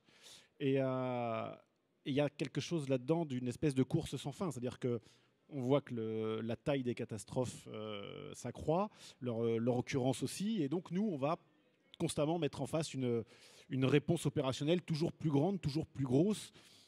Est-ce qu'il y a un plafond à ça ? Je ne sais pas. On verra dans 50, 100 ans. Toujours est-il qu'on est dans cette course-là, et donc ma baguette magique à moi, elle serait plutôt du point de vue de la sensibilisation. Vous le disiez à l'instant, dans la loi, le fait du fumeur qui jette son mégot. Le feu le plus facile à traiter pour nous, pompiers, ça reste celui qui ne survient pas. Et donc, avec des efforts plus grands, plus forts, et donc grâce à la baguette magique en question instantanée, de sensibilisation des publics les plus jeunes au bon comportement pour éviter la survenue du feu ou pour les préparer aux premiers gestes. On fait les premiers gestes de secours, ça peut être aussi les premiers gestes, hein, en cas de survenue d'un tout début de sinistre. Eh bien, en travaillant sur ces comportements-là, c'est des feux qui n'arriveront pas, qu'on n'aura pas à éteindre, et donc ils mobiliseront moins de moyens derrière. Donc ma baguette magique, elle serait là, et pour le coup, la loi, elle y répond un petit peu en aggravant la sanction, puisque c'est aussi un moyen de sensibilisation, malheureusement. Mais qui dit sanction, dit quand même flagrant délit, c'est-à-dire que faut-il avoir des gens sur le terrain qui arrivent à choper le mec qui balance son mégot. Et on sait très bien que c'est ça. C'est là aussi où le bas blesse, c'est qu'il est quasiment impossible de trouver quelqu'un qui passe en voiture, qui jette son mégot et de retrouver cette personne. Là, on a un vrai quelque chose. Oui, mais l'objet premier de la sanction, c'est quand même de faire peur et de faire en sorte que la personne, du coup, ne jette pas son mégot. Et alors, ça va pas toujours être facile d'attraper celui qui l'aura jeté, mais en tout cas, de faire peur à tous les autres à qui il viendrait l'idée de le faire. Et donc voilà. Et donc c'est aussi un travail de sensibilisation par le législateur. Et donc la loi est vraiment venue renforcer toute cette partie-là.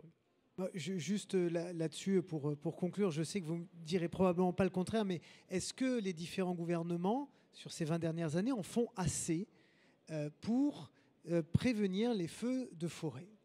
Réellement, sans langue de bois, est-ce que vous estimez que ça va assez loin, que c'est une politique qui est assez prise en compte par nos différents gouvernements ? On n'en cible pas un, évidemment. Allez-y. Qu'on pourrait rajouter en complément de ce qui vient d'être dit et des dispositions législatives évoquées avec les OLD, tout ce qui va dans le sens d'un meilleur débroussaillement tout autour des habitations et des zones à protéger va forcément dans le bon sens. Et les actions de sensibilisation sont nécessaires et il va falloir les renforcer. Je pense aussi qu'il y a une dimension, et pour répondre très concrètement à la question que vous posez à l'instant, il faut aussi ne pas oublier que pour pouvoir défendre un massif forestier, pour pouvoir lutter, pour pouvoir défendre un lotissement, un village et des habitations, il nous faut des accès. Donc il faut développer des investissements lourds sur l'aménagement des pistes, parce que ces aménagements, pour beaucoup, sont anciens, se dégradent et nécessitent de véritables investissements. Il faut aussi équiper la forêt avec des moyens pour aller chercher de l'eau, que ce soit avec des citernes qui sont implantées souterraines ou pas souterraines, ou des accès sur les points d'eau naturels. Il nous faut de l'eau, et si possible pas celle des châteaux d'eau. Et il nous faut aussi investir dans l'entretien de la forêt. La forêt, il y a 30, 40, 50 ans, elle était entretenue parce qu'elle était exploitée, elle ne l'est plus toujours. Et les pare-feux, l'entretien du sous-bois ne se fait plus comme il ne se faisait. Et il est nécessaire aussi d'investir dans cette politique-là de l'aménagement de la forêt, notamment en périurbain, pour éviter que, en fait, il faut nous donner les moyens de défendre ce qu'on a à défendre. Et ce n'est pas uniquement avec des canadaires, ce n'est pas uniquement avec des hommes et du matériel ou de l'organisation de la technologie, radio, télécommunications ou autre, qu'on y arrivera, mais c'est aussi en prévention par l'aménagement du milieu forestier qu'on pourra le faire. D'autres réactions? Oui. Oui, donc je valide tout à fait ce que vient de dire le colonel Sansa. Au jour d'aujourd'hui, pour assister régulièrement à des réunions au niveau de... Moi, je suis dans la zone sud-ouest, donc il existe également des comités communaux feux de forêt dans le sud-ouest. Rapprochez un tout petit peu votre micro qu'on vous entend. Voilà, moi je suis de la zone sud-ouest, donc il existe également des comités communaux feux de forêt dans la zone sud-ouest. Les problèmes d'accès, de réserve d'incendie, etc., tout ça est prégnant et nécessite vraiment une politique globale et directive, je dirais, là-dessus. Mais aujourd'hui, on est confronté à plusieurs ministères. Le ministère de l'Intérieur, sapeurs-pompiers et autres, forces de l'ordre, donc accès, etc. Le ministère de l'écologie, donc on ne peut plus forcément avoir de pistes DFCI, de coupe-feu, de réserve d'eau naturelle, parce que réchauffement climatique. Donc, il y a une problématique. Nous, on a besoin d'eau, on nous ferme les réserves incendies. On a besoin d'aller sur les feux, on n'a plus d'accès. Donc, il va falloir un moment ou un autre que l'État tape du poing sur la table avec les collectivités, avec la région, pour dire, voilà, tous les ans, il y a des grands feux, mais quelque part, comme le disait Philippe, il y a 50 ans, les forêts étaient entretenues, on pouvait y accéder. Dans les communes, les employés municipaux connaissaient les accès, etc. Et tout était en état fonctionnel. Aujourd'hui, ce n'est plus le cas. Allez, le mot de la fin, on vous le laisse. Eh bien oui, après, ça semble logique. Et puis difficile de répondre directement à la question, dans le sens où je suis jugé parti, et donc... c'est bien pour ça qu'on vous laisse le mot de la fin là-dessus. Donc voilà, mais ce qui est sûr, c'est que... alors, la perception du public, c'est qu'il y a dans cette approche politique un action-réaction. C'est-à-dire, on a vu les feux de Landiras, ça fait bouger les lignes, et donc voilà. C'est le sens de l'histoire, avec ce changement climatique qui vient bouleverser les lignes. Et donc voilà, la réponse à ce stade politique, elle est là. On voit les investissements colossaux, les 150 millions, les 180 millions total du pacte capacitaire, les investissements qui sont faits au niveau des moyens aériens, des réseaux radio, des équipements personnels. Donc il y a un travail qui va dans ce sens-là, du renforcement de l'intervenant, de sa protection et de tous les éléments de l'intervention, à toutes les phases, on le disait tout à l'heure, au niveau de la prévention, de la préparation et de la réponse, et puis de cette phase de résilience. On en a assez peu parlé, mais c'est aussi quelque chose d'important. Je pense qu'il y a un vrai sujet aujourd'hui à Landiras, comment 2 ans après, ils vivent ce feu-là, comment ils vont se reconstruire derrière, pas se reconstruire physiquement, mais reconstruire une société sur cet événement-là qui aura marqué une région pour des décennies. Et donc voilà. Donc, l'État aujourd'hui a en tout cas pleinement conscience de toutes ces phases-là, de tous ces besoins-là. Il met des moyens qui sont quand même colossaux, hein, ne serait-ce qu'au regard des montants qu'on vient de citer. Et donc, voilà, que ça continue en tout cas pour les années à venir dans cette réponse politique-là pour faire face à ce qui nous attend et les défis des prochaines années. Merci beaucoup. On peut les applaudir une fois encore pour tout ce qu'ils ont partagé avec nous. Et je vais vous donner la parole si vous la souhaitez avant que l'on se quitte. Est-ce que vous avez des questions? Oui. Oui, Paul Lorca, membre d'un comité feu de forêt dans les Bouches-du-Rhône. Et très intéressant tout ce que je viens d'entendre dire. Et effectivement, les problèmes des communications. Moi, dans mon comité feu de forêt, je ne peux pas parler aux pompiers. Je ne peux pas parler aux forces de l'ordre. Gendarmerie, alors ça tombe bien, je suis à cheval. Côté droit de la route, c'est la gendarmerie. Côté gauche, c'est la police. Et un peu de partout dans tout ça, il y a la police municipale. C'est pas grave, je ne peux parler à aucun des services. Or, qu'est-ce qui se passe dans les présences éventuellement nuisibles dans le massif? J'en ai quand même 4800 hectares. On voit des gens qui ne devraient pas s'y trouver, surtout en période de restriction. À mon avis, trop nombreuses, parce qu'on ne peut pas aller au bord de mer, on ne peut pas aller en forêt, parce que les zones sont par moments interdites. Et finalement, on se coupe de l'adhésion de la population. Et ça, c'est particulièrement mauvais. Voilà, première chose. Deuxième chose, je peux parler à personne. Donc quand on se croise, on s'échange des numéros de téléphone. Sauf que quand on est dans le fond du vallon, le téléphone ne passe pas. Donc au point de vue communication, effectivement, je pense que c'est très très important. Et dans une autre vie, lorsque j'étais à la sécurité civile, dans une USC, je faisais beaucoup d'interventions sur la frontière italienne. Et on ne pouvait pas se parler avec les Italiens non plus. Bah, aujourd'hui, je crois qu'on ne peut toujours pas se parler avec les Italiens. Donc, qu'est-ce qu'on fait? Il y a un gars de chez nous qui va dans la voiture des Italiens, un gars des Italiens qui va dans la voiture de chez nous, et on se communique avec nos propres radios en essayant de comprendre ce que l'autre a voulu dire. Voilà. Est-ce que vous voulez réagir peut-être? Oui, tout à fait. Hein. J'ai pendant 30 ans servi dans le sud de la France, donc je connais parfaitement côté italien ou espagnol, et je ne pense pas que les choses aient beaucoup changé. On a la même pratique. Hein. On met des officiers de liaison, ce qu'on appelle, qui nous permettent de communiquer. Alors on y arrive très bien. On se connaît de mieux en mieux, je dirais.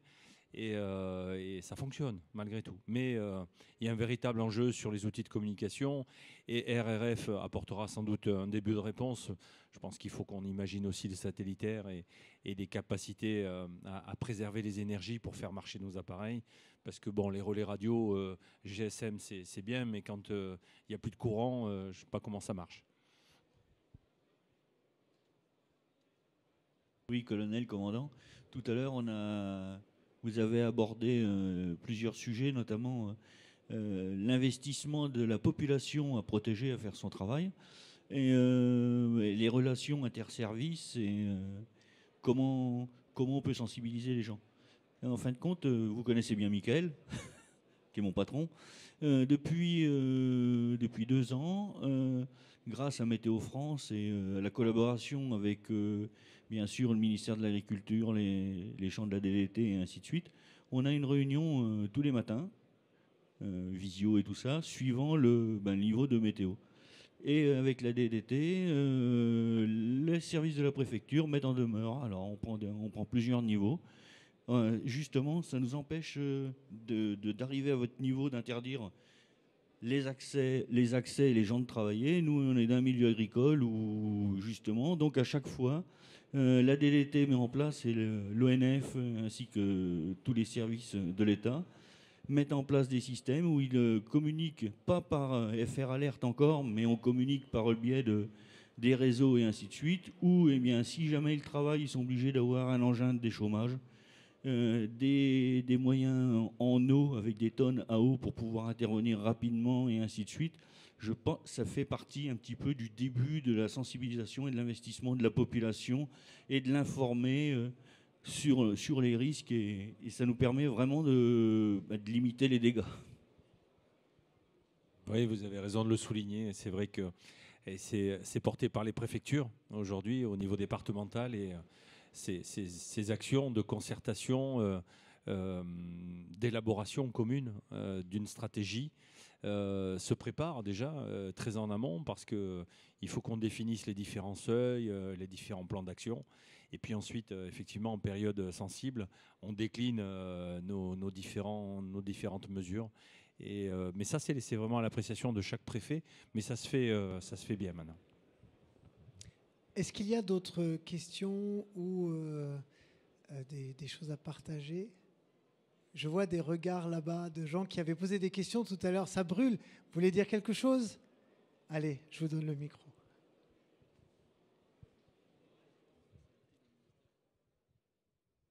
Anthony Chauveau, sapeur-pompier professionnel et président d'une organisation professionnelle. Donc par rapport à tout ce qui a été évoqué, je pense que quand j'entends parler de comment on peut amener la population notamment à prendre conscience et à se cultiver, je crois qu'au-delà du feu de forêt et du réchauffement climatique, la protection civile dans son entièreté, quand on dit souvent sécurité civile, mais j'élargis et je parle vraiment de protection civile. Il y a un réel intérêt aujourd'hui de travailler sur nous, ce qu'on défend, un Beauvau de la sécurité civile, où on réunirait l'ensemble des acteurs, que ce soit du ministère de l'Intérieur et de la DGSCGC, de la partie éducation, de la partie ministère de la transition écologique et énergétique, les forces de l'ordre, tout simplement. Pourquoi ? Parce que la protection civile, ce n'est pas que le réchauffement climatique ou les feux de forêt en tant que tels, c'est la protection civile du quotidien. Et pour ça, il y a plusieurs leviers à activer. Et il y a le premier, comme le dit d'ailleurs notre nouveau Premier ministre, l'éducation est la mère de toutes les batailles. C'est à l'école, dès le plus jeune âge, qu'il faut éduquer les populations et il faut culturer les populations adultes également à prendre conscience que nos modes de vie ne sont plus adaptés si on veut préserver notre planète tout simplement et limiter le risque au quotidien. Pas particulièrement de réaction. Bien. Est-ce qu'il y a d'autres choses à partager ? Non ? Eh bien, merci. Merci beaucoup à tous les 5 d'avoir été avec nous et merci à vous de nous avoir accompagnés sur cette table ronde.